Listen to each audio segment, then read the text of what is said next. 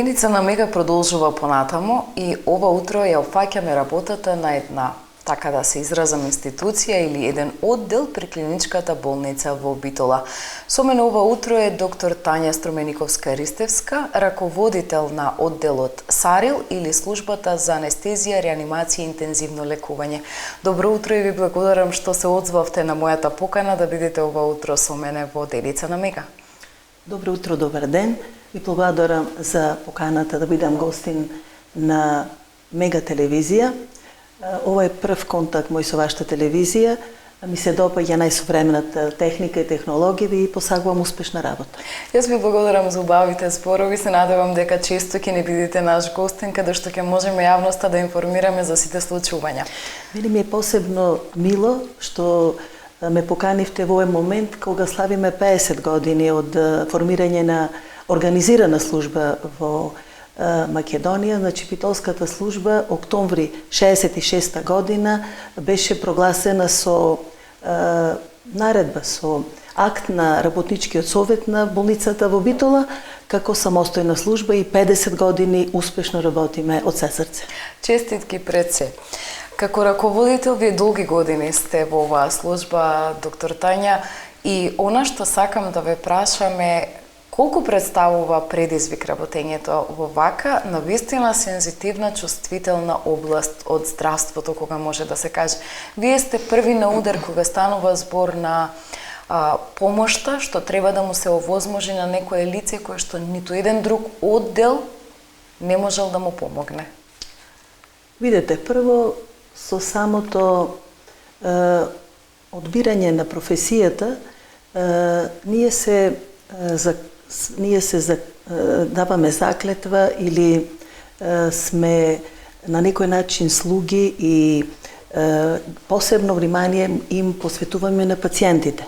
Значи, нашата функција не само што е хумана, сака посебна љубов и вложување во пациентот. А нашиот втори избор на втор факултет на специјалноста за анестезија, реанимација и интензивно лекување сака уште повеќе навлегување во нашите вештини, во уметноста. Јас кажувам, анестезијата е уметност. Тоа го пишуваат и најновите наши учебници. Освен што е врв на медицината, врв на стручноста, веќе опишуваат милиари други учебници како уметност во науката, како уметност во медицината. Значи, не само знаењето, туку и треба секој пациент да се наблюдува, да се работи како посебен и секој си сака посебно внимание и љубов. Значи ли ова дека кога кај вас доаѓа пациент нема некоја рутина која што треба да се примени од страна на медицинскиот персонал, туку секој случај е индивидуален?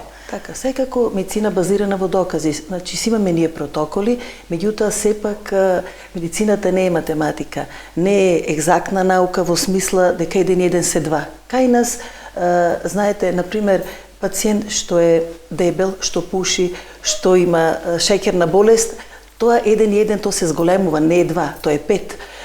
Секој пациент го наблюдуваме посебно, значи неговата возраст, значи неговата експонираност, пример, на работно место, неговите навики, неговата злоупотреба, алкохол, дрога или никотин. Значи, се е тоа, сите тие ризик фактори ние ги наблюдуваме од друг аспект. Ние сме повнимателни, бидејќи не е сеедно кога е човек во, да речеме, нормална состојба, а друго кога ќе, да речеме, во патолошка болна состојба, а и плюс воведен во анестезија и плюс со хируршки стрес.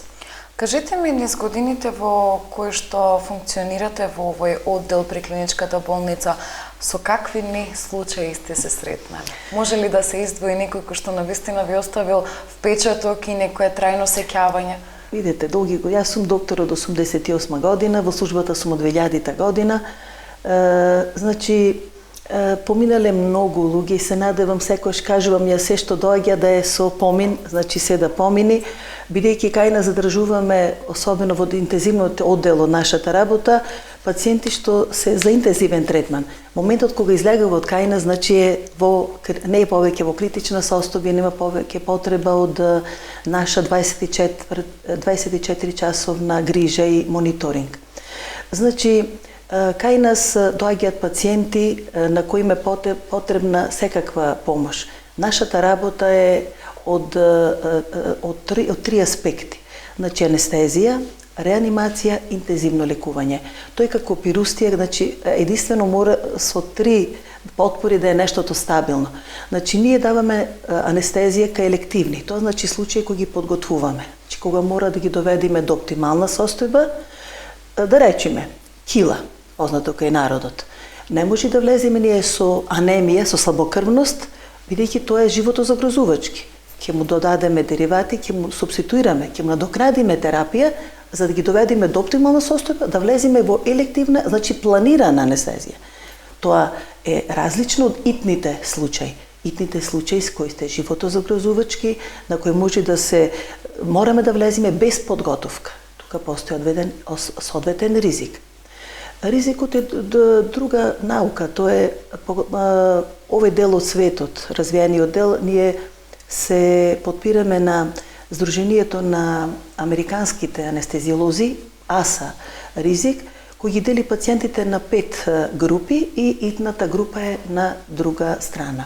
Значи, од АСА 1 ризик кога имаме здрав пациент, до 5-та група кога е морибунден, тоа значи пациент кога да речеме во следниот сат би умрел и без ние му даваме шанса за да имаме на некој начин можност да живее, да преживее. Значи, ова е едниот сегмент анестезија. Другиот е реанимација. Реанимација, сами избор значи да се оживува, тоа е ресуституција. Значи, во одредени состојби, да речеме пад од висина, собраќајна несреќа, некоја состојба кога е напад на некој физички или отруено некој животно или некој хемиски агент. Мислам, реанимацијата зафаќа огромен, речеме пациент после срцев удар. Кога другите гранки од медицината не може да помогнат, ние сме тука да обезбедиме дишен пат, да обезбедиме венски пат, да обезбедиме срцева работа. Значи, ние сме во моментот да премостиме една состојба, кога секако состојбата на пациентот ни е многу важна, значи претходната состојба нас да ни даде можност да излеземе, да испливаме од ова состојба и да оди на матичното оделение, да речеме прележениот инфаркт ќе си оди на интерно оделение, собраќајката ќе оди на траума, на хирургија и така натаму. Третиот сегмент е интензивно лекување. Интензивно лекување е врв од медицината. Значи, интензивно лекување е одделот кој што е дел од нашата служба, каде што има механичка вентилација, каде што ние се занимаваме со критични болни, на кои им е потребно, кои сами не дишат, кои сами не можат да одржат витални функции во смисла на кардиоваскуларниот систем, односно брежниот систем, бидејќи следењето на диурезата, тоа е 24 часовна урина, е битен мониторинг, значи ние го држиме пациентот во една состојба да може со одредена терапија, со одредени наши мерки од интензивна терапија да го доведеме до состојба да по известно време си оди на матичниот одел и се надеваме со позитивен исход да излезе од нашата работа. Кога примате пациенти, не може да се предвиди колку време ќе останат во вашата служба, меѓутоа за колку време најбрзо излегуваат и колку најдолго остануваат пациентите кај вас? Така, дел од нашата служба е recovery room, тоа е значи соба на опоравување, тоа е најкратко во смисла после елективна операција или после итна операција, значи ние сме должни да му дадеме кислород одредено време, да го затоплиме, да му ја подобриме неговата состојба, да спречиме повраќање, гадење. Значи тоа е половина до 1 сат најрано што може да излези пациентот, меѓутоа ќе оди на оделение на тамошен мониторинг како полуинтензивно и така натаму. Меѓутоа, кај нас нема, кога една неврохируршка операција трае повеќе од 24 часа, значи и самиот исход на болниот со месеци во интензивно лекување може да го премостиме тој период и да речеме или по вигилна кома. Тоа е мозочна кома кога пациентот живее без контакт со надворешниот свет и по неколку години имаме будење, вининг и излегување од нашата соба. Значи, нема тука времето кај нас значение, само во мислење позитивниот исход, бидејќи од негативниот ние се плашиме и не сакаме. Ние некогаш во шега кажуваме, ние повеќе се грижиме за пациентот, колкото и самиот што се грижи за себе.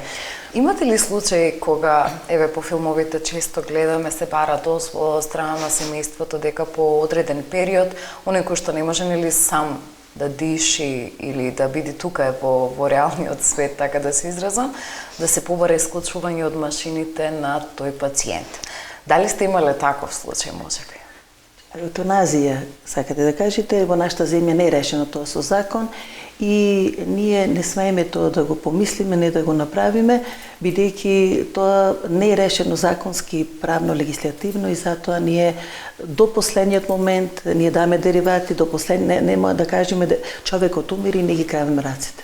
До последниот ден оди терапијата и ние делуваме, бидејќи така сме се одлучили и така ја брвме ова работа да ја работиме до крај.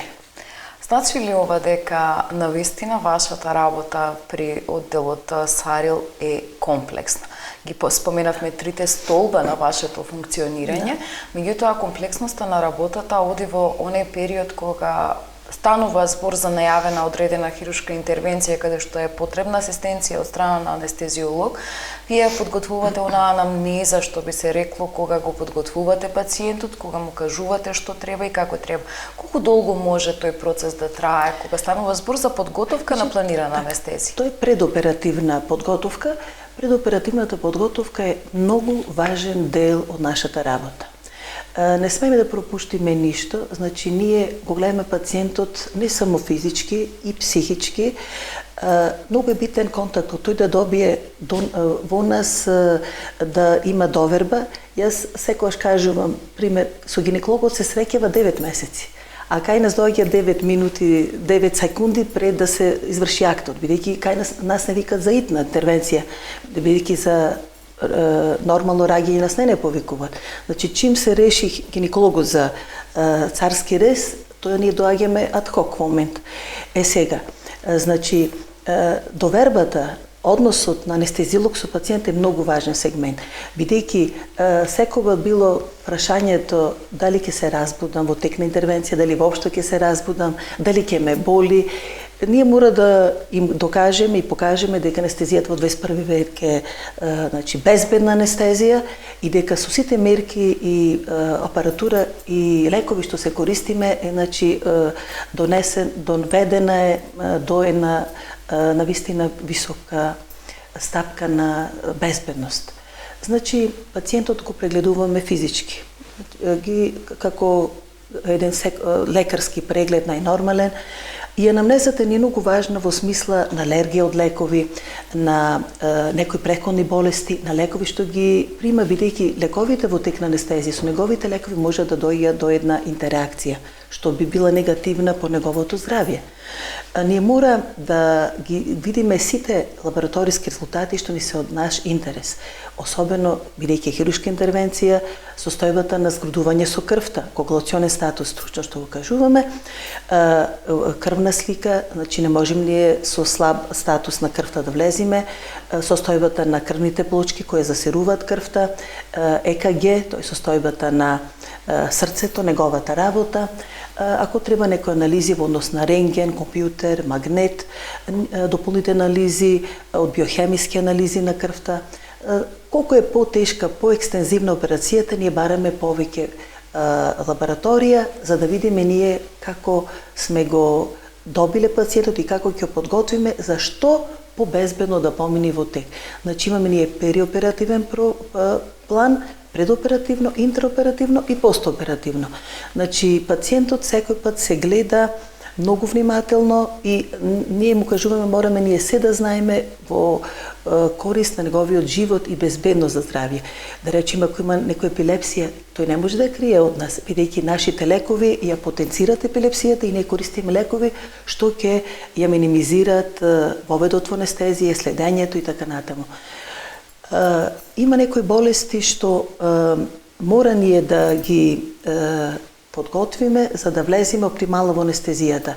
Да речеме, ако има некој губиток или наследно некој заболување, недостаток на ензими, ние мора да се да му овозможиме добра на пациентот информираност, бидејќи кој ќе му речеме да потпише за безбедносна хирургија анестезија, тоа да биде сериозно, тој да свати со што би се судрил и дека за него се води грижа и да има безбедност во тек на целиот третман.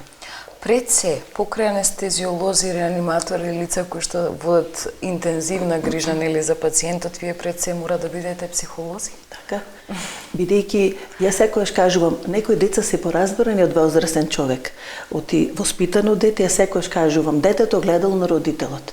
Кога детето му се објаснува дека доаѓа на некоја интервенција, кога се ќе му објасниме мониторинг, ќе му ставиме лепенки за срцевата активност, ќе му измериме притисок. Тие се љубопитни децата и кога ќе му кажеме не боли ово боцкање, тие се многу, значи разбран пациент е многу добро за соработка. Нервозен, негативен пациент носи негативност во целокупната работа. Кога ќе се фрли адреналинот во циркулација, кога имате забрзена срцева работа, покренат крвен притисок, тоа не е добро ни за операторот, ни за него, ни за нас. Меѓутоа, психолошката подготовка станува, секојаш викам, се домашно воспитување, па натаму. Кога ние им кажуваме, значи, ова ќе ве боли, ова нема да ве боли, од третманот, да се боцни игла, може би ќе го заболи. Меѓутоа, ние се трудиме со посовремени методи, со лекови за обезболување и со лекови кои што ќе намалат нивната анксиозност, да не се толку вознемирани, секој пациент не сака да биде, меѓутоа, ете, самото воспитување, самиот, јас викам, сепак Балкан е Балкан и не можеме многу да делуваме, не се изменуваат. Во меѓутоа, мислиме дека ќе биде подобро и луѓето почнуваат да сознаваат што е анестезија, што е безбедност, прашуваат, ги интересира и тоа е добро. Доктор Тања, кога имаме ситуација на пациент кој што треба да има планирана анестезија во ред, сте прави тој предоперативен план во однос на испитување, лабораториски потврди, оној психолошки разговор, така речено со самиот пациент. Но во што со случаите кои што се итни? Тогаш предизвикот на анестезиологот е преголем, сметам, од аспект на тоа што многу се скратени тие неопходни информации кога треба да станува збор нели за давање на таа анестезија. Како се справувате с тоа? Некогаш ние не можеме да добиеме анамнеза од самиот пациент. Значи, во моментот доаѓа сообраќајка со пореметување на свеста кога ние немаме контакт со пациентот. А за хетероанамнеза од друг, од роднин, од пријател, не сме во можност, бидејќи тој доаѓа едноставно сам. Ни го носи брзата помош и ни кажува сообраќајка таму, ние гледаме повреди и ние работиме над него. Значи, кога ќе дојде фамилијата или пријателите, ние прашуваме дали е алергичен, дали има проблеми со здравјето и така натаму. Меѓутоа, ние прво спасуваме живот. Затоа викам, тука е предизвикот преголем. Така е, затоа сме одрале оваа работа. Ја секам, секоја работа треба соодветен човек да си е прав човек на право место, бидејќи некој го возбудува, го остварува оваа работа, а да речем некој друг доктор би бил најдобар во друга област, во смисла би бил добар анестезиолог, може би бил подобар нешто друго, или електроничар, или во култура, или било како. Затоа секој човек треба да си оди кај што му е добро и секоја работа која се работи со задоволство е за успех и за пациентот и за другата страна, за лекарот што се грижи за неговото здравје. Потешко ли се справувате со ваквите пациенти кои што се итни? Сте имали некогаш можеби кикс? Работата е наша, видите, семени протоколи. Доаѓа пациент, ние го гледаме од глава до петици. Конзилијарно, значи водеч на тимот во интензивно лекување е анестезиологот. Повикуваме секакви невролог, неврохирург, интернист, ортопед, максилофацијален хирург.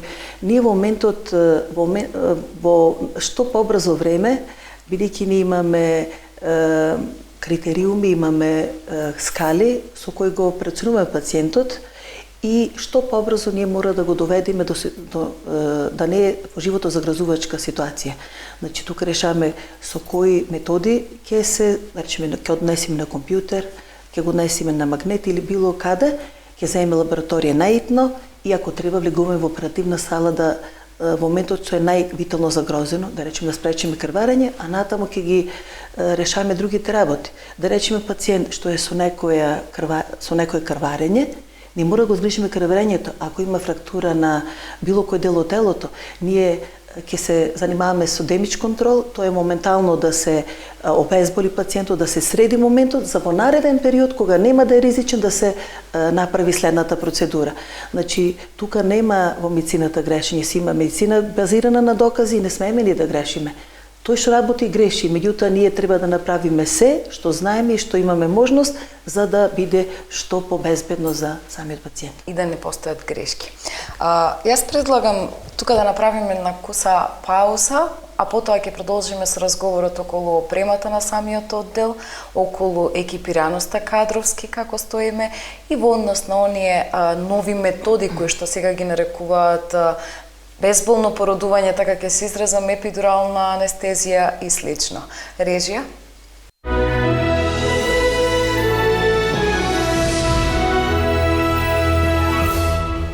Се враќаме во студио да го продолжиме разговорот со доктор Тања Струмениковска-Ристовска, раководител на САРИЛ при клиничката болница во Битола. Разговаравме околу вашата работа, околу предизвиците, околу случаевите со што не се соочувате кога станува збор за пациенти на вашиот оддел. Меѓутоа, споменавме во одреден дел дека последно, денеска во 21. век, опремата и лековите се навистина на едно високо ниво. Кажете ми збор-два околу опременоста на вашиот оддел. Дали има доволно се што треба да има или можеби секогаш има простор за нешто повеќе? Самите одговорите на прашањето, бидејќи техниката и технологијата оди многу напред. Сега новите монитори, новите машини во интензивно лекување, во оперативните сали се на такво високо ниво што не мора ние да пишуваме текна анестезија. Самите тие се така направени да се врв во медицината. Мислам, прво врв во технологијата што е применета во медицината. Тие се толку софистицирани, се е на тач, се е на допир и дават максимални сигнали кога е нешто загрозен пациентот и секогаш ние велиме дека не е никој пат на одмет нова машина, нов мониторинг, бидејќи се е потрошно. Се треба да се менува и да е со тек на времето заменливо, се е заменливо, бидејќи се троши во секојдневната работа. Ги споменавме овие нови технологии применети во медицината кога станува збор за мониторинг при интензивното лекување. Меѓутоа, што со оној дел на реанимацијата и со самата анестезија? Каква опрема располага или поседува вашиот оддел? Значи, зависно за која потреба, има базичен освен мониторинг и напреден мониторинг. Значи, базичен мониторинг е дефиниран, значи, според американски стандарди, според британска школа, значи се знае што е минимално. Да гледаш срцева работа, ЕКГ-то, да мериш крвен притисок, пулсна оксиметрија, кога е сатурираноста, заситеноста на крвта со кислород, капнографија, тоа е издишаниот въглероден диоксид, бидејќи од еден методите да знаеме дали сме во дишен пат. Значи имаме еден базичен мониторинг кој што мора да го има секогаш секаде. Меѓутоа за некои кардиохируршки интервенции, екстензивни неврохируршки интервенции што подолго траат, треба покомплексен мониторинг, во пулмонална артерија директен, тој инвазивен мониторинг, имаме оклузивен притисок на пулмонална артерија мерење, имаме централен венски притисок и така натаму, а особено и мозочната активност да следиме, бидејќи рековме дека е 21 век, ние гледаме како е мозочната ЕЕГ активност, дали е доволно неговата застапеност на лекови, дали тој има некоја појава на свесност, бидејќи едно искуствено, едно е да го докаже што со најсовремени методи. Значи мониторингот е многу важен во нашата работа. Кога станува збор за лековите, колку е неопходно еден анестезиолог да ги следи светските трендови, да ги поднесува оние барања до Бирото за лекови преку Министерството за здравство за да се одобрат како нови медикаменти при работењето на еден оддел? Така. Нема нови стари медикаменти во смисла да секој медикамент мора да го знаеме бидејќи има интеракција, значи вкрстена реакција со нашите лекови. Значи ние мора да знаеме секој медикамент и нов и стар како делува во организмот и како што се случува во тек на анестезија. И затоа интернетот е достапен и некош ќе го консултираме, бидејќи има лекови што ни ги знаеме генерички, меѓутоа фабриката си има посебни имиња. Ние мора да сме во тек, како и сите доктори, значи како и секоја струка, значи мора да се следи up to date, што мораме да сме информирани и секојдневно да следиме се што се случува. Има некои лекови што ќе се исфрлат од употреба, има други лекови што се воведуваат, меѓутоа критериумите во нашата земја се многу високи. Секој лек не може така да дојде до пазарот и се тоа во корист на пациентот. Значи со ова се гарантира дополнително со оваа ваша изјава безбедноста на сите пациенти кои што влегуваат во клиничката болница. Може ли зборува околу просторниот капацитет, колку пациенти може да бидат сместени на вашиот оддел? Така, во нашиот оддел имаме ние 6+2, 8 кревети за интензивно лекување и работиме ние близу 10 оперативни сали низ цела болница. Нашиот систем не е на исто ниво како што се современите оперативни скали. Ние сме на сите нивоа, на сите 4 спрата во клиничката болница, сме дистрибуирани. Меѓутоа си имаме ние на втори спрат од клиничката болница Битола наш простор кој што го фаќа овај recovery room, тој постоперативниот надзор, нашите простори и собата одделот за реанимација и интензивно лекување ОРИЛ. Кажете ми колку анестезиолози функционираат при клиничката болница? Ги имаме ли доволно или се јавува онаа потреба како пред извесен период да мора да бараме ваши колеги од Прилеп, од соседните центри? Видете, прво, во нашата земја, за жал, секој пат имало вишок на лекари, меѓутоа во последно време имаме помалку лекари, бидејќи сите се недуваат пат каде што можат и каде што им е подобро, во смисла на вработување, на напредок, на специализација и така натаму. Сега, анестезиолозите во цел свет се во мањак, бидејќи тежината на работата не е многу така импозантна и не е многу привлечна за лекарите. Сега во нашата земја секаде се кубури со број на анестезиолози. Ние помагаме во Охридската болница, Прилепчани помагаат и кај нас и во Кичево, Скопје ни помагат во Кавадарци, во Гевгели и така натаму, бидејќи нашата 24 часовна континуирана заштита е неминовна, бидејќи може, јас некојаш кажувам на гинекологот, на рака може урологот, хирургот да им пружи, кај нас не може никој да ни пружи, во смисла да мора да е 5 години надграден во анестезиолошката област и со тоа да се занимава. Сега, бројот на луѓе, знаете, е динамичен. Јас 17-та дојдов кога во службата влегов, а сега е една нула помалце. Во смисла, наши колеги заминаа во пензија, заминаа во приватни болници, заминаа во Скопје. Значи, моментално ова година двајца имаме во пензија, имаме заслужено родилно отсуствување и така натаму. И бројката е секогаш динамична и ние секогаш, како во животот, се на равновесие, еден ќе дојде, друг ќе си оди, и секогаш велиме нас да не служи здравието, за да можеме помогнеме на пациентите. Имате ли доктори кои што се на специализација во моментот? Да, има доктори на приватна специализација, сега со новото се префрлени во државен овој сектор.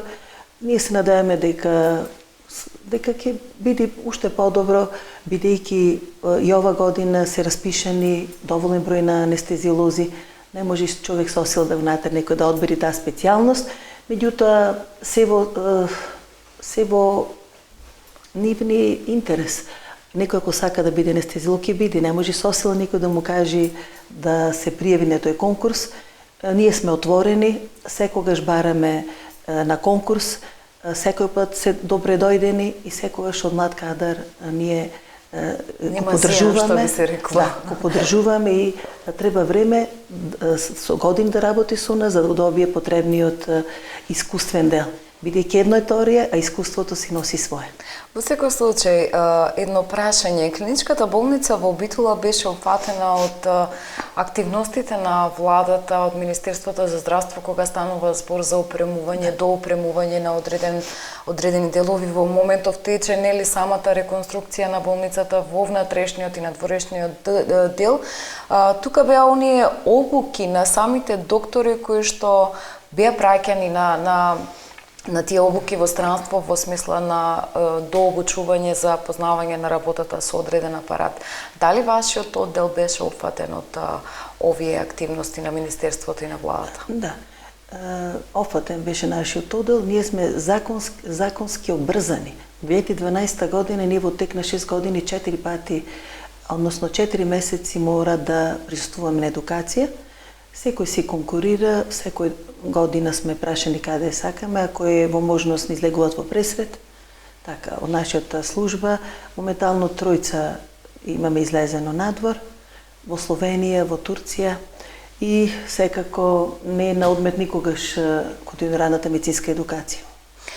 Уште едно прашање, извинете, јас ова утро некако со прашањето може би претерав. Кажете ми збор два околу пациентите. Ги имаме, доаѓаат од секаков тип, споменавме дека независно што вие сте засебна служба, вие во континуитет сте врзани со останатите оддели при болницата во Битола, меѓутоа со кои пациенти најчесто се соочувате?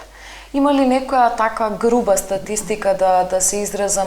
Значи ли тоа дека царските резови се најатрактивни кога станува збор за доменот на анестезиологот? Не, видите, на првата страница нашите учебници секојаш пишува колку е понеразвиен делот на самата болница, повеќе пациенти прима нашето одделение. Значи, колку повеќе некој оддел или служба си работи својата работа, помалку се доаѓа контакт со нас. Значи, нема тука правила. Има, пример да речеме, некојаш антибиотици, некој тип, кога годишно трошиме, пример 100 парчиња. Има години кога воопшто не го користиме. Има некогаш некои операции, некои интервенции, кои ги почесто ги сработиме. Во медицината нема правила. Секогаш ние даваме услуги кои ќе дојдат. Јас секогаш во шега кажувам, јас не можам да давам анестезија на пациент кој не дошол да се оперира. Секој што ќе дојде да се оперира, ќе добие анестезија. Бидејќи е 21 век. Значи, ако се случи некоја непогода, ќе дојде кај нас, ќе го реанимираме, ќе добие интензивна терапија. Значи, ние сме тука да дадеме одговор на се што ќе биде поставено пред нас како предизвик. Ги споменав царските резови, бидејќи неодамна имаше многу голем број на написи дека младите мајки не се одлучуваат на природен или спонтано пораѓање, од причина што премногу се плашат од таа болка која што условно речено е најсилната која што може да постои. Во последно време многу се актуелни така наречените безболни породувања или породување со епидурална анестезија. Логички е дека, како и секоја анестезија, епидуралната анестезија постои можност да има одреден ризик, меѓутоа, дали вие како анестезиолог сакате да ја работите оваа метода, ја поддржувате и сметате дека навистина е оправдана во денешно време? Значи, повеќе сегменти офативте. Прво ќе почнем од едно, не се сложувам дека е најголема болка, породилната болка, затоа што природата е подготува жената со внатрешни морфини, ендогени морфини и природата и овозможува на жената родилка да роди без проблеми.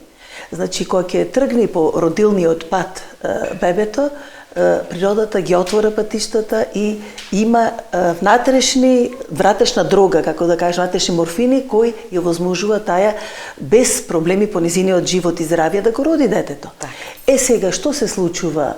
Значи, ви рековте ние дали се соочуваме. Значи, третманот на болка е дел од нашата работа. Јас тоа не го споменав кога кажав на анестезија, реанимацијата и землекување. Значи, има посебен оддел во нашата работа, луѓе што се занимаваат со третман на болка. Тој е наш посебен оддел, има посебна апаратури, има машини, посебни пумпи, кога пациентот сам си внесува patient control аналгезија, PCA, значи болката е многу важна работа што мора да се сузбие бидејќи е човечки да нема болка. Сега пак ќе се вратам на тоа што ме прашавте. Значи во нашата клиничка болница пред да дојдам јас се дадало епидурална анестезија од колегите Ристевски и Бјелич. Значи се што е ново, ние се следиме. Оти нашата диплома е специјалист по анестезија и реанимација. Ако има кардиохирургија битола, јас сме анестезиолози за таа интервенција. Значи се што доаѓа, се што се бара, ние мора да возможиме. До сега давав анестезија за компјутерска томографија, сега имаме магнетна резонанса, ние таму даваме анестезија. Значи, ние сме секаде каде што треба. Сега, кажувате, ризик, се има ризик и самиот нормален пород има ризик. Жената ако има некоја неоткриена срцева мана, доаѓа неконтролирана, може на нормален пород има ризик. Во животот се е ризик. Меѓутоа, со самото тоа што таа бара, таа ќе си потпиши дека има потреба секој лек, секој внесување, не е тоа така едноставно. Значи, секој однадвор атак, да го речам, си има своји реперкусии. Меѓутоа, ние знаеме што е позитивното, што е негативното, и тоа ќе му се предочи на пациентот. Имаме ситуација кога пред извесен период, пред неколку години, така да се изразам, може би една деценија, повозрастните лица над 60-та година многу тешко се оперира кога стануваше збор за скршеница на бутна коска, колк и слично. Меѓутоа сега тоа е овозможено. Сега тоа го можат ортопедите благодарение на вас анестезиолозите.